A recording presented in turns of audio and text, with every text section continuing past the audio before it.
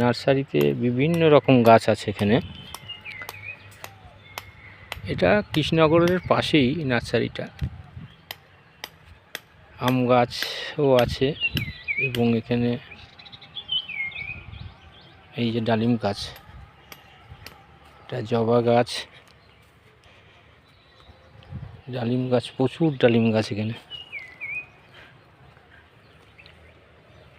বিভিন্ন গাছ, সব গাছ তো আমরা চিনি না।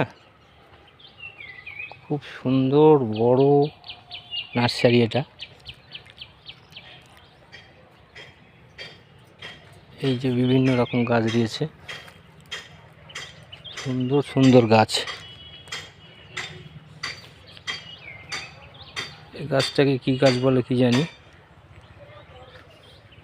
আম গাছ।